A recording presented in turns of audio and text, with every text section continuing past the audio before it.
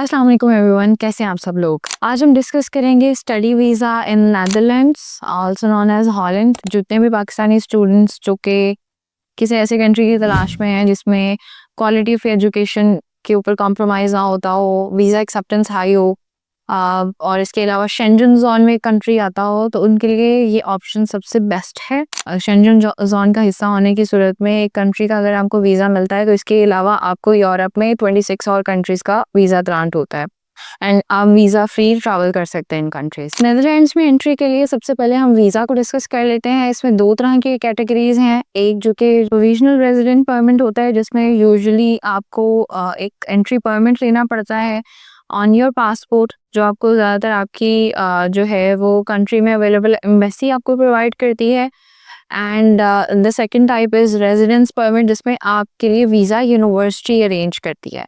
Most of the time Pakistani students को ये दोनों वीज़ा की रिक्वायरमेंट होती है। सबसे पहले इसकी यूनिवर्सिटी आपको जो है वो वीज़ा का अरेंज करवा के देती है। Then after that you have to collect a stamp on your passport from the embassy, जिसकी बेसिकली एम्बेसी हमारे पास इस्लामाबाद में अवेलेबल है। एंट्री क्राइटेरिया में सबसे पहले अगर अंडर ग्रेजुएट के स्टूडेंट्स को डिस्कस करें तो नॉर्मली स्टूडेंट्स जिन्होंने इंटरमीडिएट किया हुआ है एंड उनके 60 to 65% मार्क्स हैं with gap for 1 to 2 years, तो वो नेदरलैंड्स में, हॉलैंड में अप्लाई कर सकते हैं in most of the universities. इसी के साथ अगर हम पोस्ट ग्रेजुएट स्टूडेंट्स की बात करें तो पोस्ट ग्रेजुएट स्टूडेंट्स को ज़्यादातर जो CGPA है दैट इज़ अबव 2.5, और अगर हम इक्विवेलेंट परसेंटेज की बात करें 60 to 65% इनकी जो है वो रिक्वायर्ड होती है। एंड ज़्यादातर इंस्टीट्यूट आपसे 4 से 5 साल तक का गैप एक्सेप्ट कर लेते हैं और आप एडमिशन के लिए अप्लाई कर सकते हैं। लैंग्वेज प्रोफिशिएंसी की बात करें तो लैंग्वेज प्रोफिशिएंसी में ज़्यादातर रिक्वायरमेंट सभी इंस्टीट्यूट की सेम होती है। ज़्यादातर institute IELTS 6 not less than 5.5 score demand करते हैं। PT का इक्विवेलेंट स्कोर होता है। ऑल्दो डुओलिंगो का इनका जो है for under graduate, because Duolingo का स्कोर आपको कम रिक्वायर्ड है, नॉर्मली 100 and 115 के अराउंड आपको जो है वो डिमांड करते हैं। लेकिन स्पेसिफिकली फॉर पोस्ट ग्रेजुएट्स कुछ इंस्टीट्यूट आपसे 120 और अबव स्कोर की डिमांड करते हैं इन डुओलिंगो। इंग्लिश प्रोफिशिएंसी डुओलिंगो के थ्रू प्रूफ करते हैं। आपको जो है वो इस स्कोर की रिक्वायरमेंट को पूरी करनी होगी। अच्छा जी, अब इसके प्रोसेस के ऊपर हम वन बाय वन डिस्कस कर लेते हैं। Netherlands basically is a European country, तो definitely they required document attestation, जिसमें स्टूडेंट को जब एप्लीकेशन प्रोसेस करनी है उसका फर्स्ट स्टेप ये है कि आप अपने जितने डॉक्यूमेंट्स हैं उनके इनिशियली स्कैन लेके आप यूनिवर्सिटी को फॉरवर्ड करें। यूनिवर्सिटी आपको नॉर्मली 2 to 3 डेज़ के अंदर आपको ऑफर लेटर जनरेट कर देती है।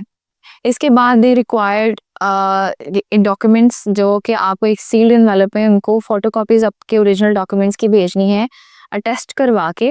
अटेस्टेशन बेसिकली अगर हम इसके डिस्कस कर लें तो अटेस्टेशन में सबसे पहले आपको इंटर और मैट्रिक की degrees normally IVCC and board office से आपको करवानी पड़ती हैं। एंड अगर आप हायर एजुकेशन की डिग्रीज के साथ अप्लाई कर रहे हैं किसी पोस्ट ग्रेजुएट कोर्स में, तो आपको वो डिग्रीज HEC से टेस्ट करवानी होंगी। उसके बाद अपने कुछ डॉक्यूमेंट्स गैदर करेंगे, जिसमें सबसे पहले एजुकेशनल डॉक्यूमेंट्स है, पासपोर्ट है आपका, आपके पास एक पुलिस क्लियरेंस सर्टिफिकेट होना चाहिए, आपके पास एक वैलिड बैंक स्टेटमेंट होनी चाहिए, जिसकी रिक्वायरमेंट अगर हम डिस्कस करें तो उसमें लिविंग एक्सपेंसेस आपके ऐड होते हैं पूरे साल के, वो आपने बैंक स्टेटमेंट अपने पास मेंटेन करनी होती है। ठीक है, वो सारे डॉक्यूमेंट्स आप यूनिवर्सिटी को फॉरवर्ड करते हैं। अच्छा, इसमें अटेस्टेशन के प्रोसेस को थोड़ा सा और डिटेल से अगर डिस्कस कर लें तो वंस स्टूडेंट अपने डॉक्यूमेंट्स फेडरल बोर्ड से या फिर HEC से जब अटेस्ट कर लेता है, देन उसके बाद उसको मोफा अटेस्टेशन की ज़रूरत होती है, जो नॉर्मली अगर आप लाहौर, इस्लामाबाद या बहावलपुर से करवा सकते हैं,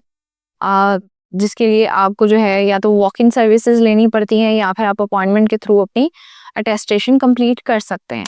वंस आपकी जो है वो सारी अटेस्टेशन कंप्लीट हो जाती है, यूनिवर्सिटी की तरफ से आपको आपका अनकंडीशनल लेटर रिसीव हो जाता है, then you have to pay your fees. After completing your attestation आप यूनिवर्सिटी को फीस डिपॉजिट करते हैं and then you can send your attested documents to university. University की तरफ से अनकंडीशनल लेटर रिसीव हो जाता है, आप यूनिवर्सिटी को अपना ट्यूशन डिपॉजिट पे करते हैं, और इसके अलावा आप अपने जितने भी अटेस्टेड डॉक्यूमेंट्स हैं वो आप सेंड करते हैं to the university. To apply for the visa, जिस पे आपकी यूनिवर्सिटी एंड डॉक्यूमेंट्स को चेक करती है और उसकी बेसिस पे आपको वीज़ा अरेंज करवा के देती है। अच्छा, इसी के साथ हम बात कर लेते हैं एक्सपेंसेस की। जो एक्सपेंसेस आपको आते हैं बेसिकली जो अंडर ग्रेजुएट्स हैं उनकी फ़ीस की बात करें, ट्यूशन फ़ीस की, तो सबसे पहले उनको normally 10,000 euros to 15,000 euro, 17,000 euros के अंदर आपको नॉर्मली एक इंस्टीट्यूट की पर ईयर फीस मिल जाती है, जिसमें ज़्यादातर 10 to 15% स्कॉलरशिप अवेलेबल होती है। और इसके कुछ इंस्टीट्यूट ऐसे होते हैं जो कि आपसे फर्स्ट ईयर फीस का अपफ्रंट डिमांड करते हैं, लेकिन कुछ इंस्टीट्यूट्स ऐसे होते हैं जो आपसे इनिशियल डिपॉजिट जिसमें 60 to 70% फीस है जो आपसे वो इनिशियली डिमांड करते हैं। पोस्ट ग्रेजुएट स्टूडेंट्स की बात करें तो पोस्ट ग्रेजुएट स्टूडेंट्स को नॉर्मली एक institute 15,000 euros to onward 30,000 euros तक भी मिल सकता है, डिपेंड करता है कि आप किस इंस्टीट्यूट में अप्लाई कर रहे हैं।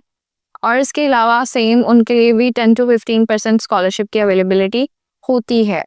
स्कॉलरशिप के ऊपर अगर मैं थोड़ा सा और एक्सप्लेन करूँ, कुछ ऐसे स्टूडेंट्स भी होते हैं जिनके इकनॉमिक स्कोर्स बहुत अच्छे हैं, तो वो एक्स्ट्रा मेरिट बेस जो है वो स्कॉलरशिप से भी अप्लाई कर सकते हैं। और पोस्ट ग्रेजुएट्स के इनिशियल डिपॉजिट की बात करें तो उसमें भी ज़्यादातर इंस्टीट्यूट जो है वो आपसे इनिशियल डिपॉजिट डिमांड करते हैं, या फिर अगर किसी यूनिवर्सिटी की रिक्वायरमेंट हो अपफ्रंट आपको फुल ईयर डिपॉजिट देने की, तो वो आप पे करते हैं। इसके अलावा अगर अदर एक्सपेंसेस की बात करें तो सबसे पहले आपको एक हेल्थ इंश्योरेंस पे करनी होती है, जिसमें 100 यूरोज़ की फ़ीस चार्ज होती है। आपकी एम्बेसी फ़ी चार्ज होती है 570 यूरोज़, और आपको वन टाइम पे की जाने वाली ग्रेजुएशन फ़ी पे करनी होती है, that is also around 125 euros. ये सारे आपके एक्सपेंसेस होते हैं। इसके अलावा अगर हम लोग एक्सपेंसेस की बात करें तो आपके अटेस्टेशन के ऊपर कोई थोड़ी बहुत एक्सपेंसेस लगते हैं। जैसे फॉर एग्जांपल अगर आप IBCCN बोर्ड ऑफिस से अटेस्ट करवाते हैं तो पर डॉक्यूमेंट वो आपको 1200 PKR चार्ज करते हैं, और AGC से अगर कोई डॉक्यूमेंट अटेस्ट करवाते हैं तो आपको पर डॉक्यूमेंट 1000 रुपीज़ चार्ज करते हैं। Same goes for the MOFA के लिए अगर आप किसी डॉक्यूमेंट को अटेस्ट करने के लिए भेजते हैं तो आपसे पर डॉक्यूमेंट 20 to 40 रुपीज़ जो है चार्ज करते हैं। ये सारे एक्सपेंसेस का ब्रेकडाउन है। इसमें एक और चीज़ जो कि मैं एक्सप्लेन करना चाहूँगी, स्टूडेंट्स मोस्टली कंफ्यूज होते हैं बैंक स्टेटमेंट को लेके।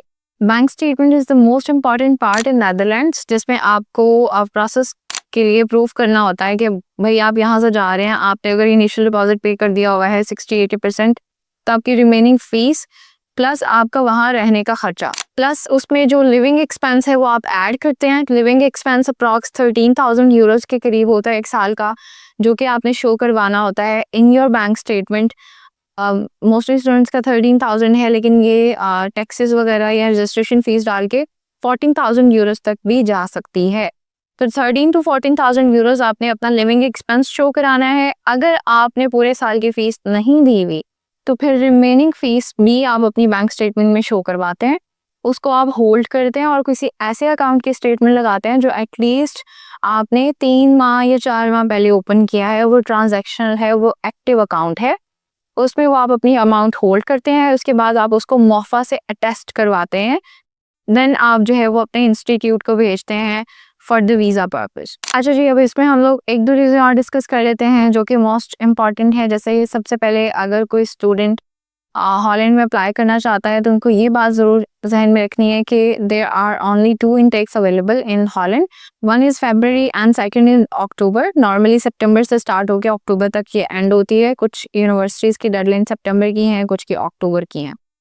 और जो भी स्टूडेंट इंटरेस्टेड हैं एटलीस्ट उनको 3 months before their class start date visa के लिए अप्लाई करना होगा। मतलब अगर आप आज हॉलैंड में अप्लाई करना चाह रहे हैं फॉर फेब इनटेक, तो एटलीस्ट आप नवंबर में अपना वीज़ा फाइल करें। आप यूनिवर्सिटी को अपने सारे अटेस्ट किए हुए डॉक्यूमेंट्स फॉरवर्ड करें, क्योंकि नॉर्मली यूनिवर्सिटीज़ जो हैं वो अराउंड 1 मंथ और अबव 4 to 5 वीक्स का टाइम लेती है वीज़ा प्रोसेस करने में। वंस आपका वीज़ा प्रोसेस हो जाता है यूनिवर्सिटी की साइड से आपको एंट्री परमिट मिल जाता है, then you have to arrange residence permit, जो कि आपको आपकी एम्बेसी से मिलता है, प्रोविजनल रेजिडेंस परमिट, जिस पर्पज़ के लिए आपको एक अपॉइंटमेंट बुक करनी होती है इन नेदरलैंड्स एम्बेसी, जो कि इस्लामाबाद में अवेलेबल है। And there you have to collect a sticker on your passport, जिसमें आपको पासपोर्ट पे वीज़ा स्टैंप मिलती है, जिसके थ्रू आप फिर ट्रैवल कर सकते हैं। वंस आपका जो है वो स्टिकर ग्रांट हो जाता है, then you have to book your ticket and you can travel to Netherland.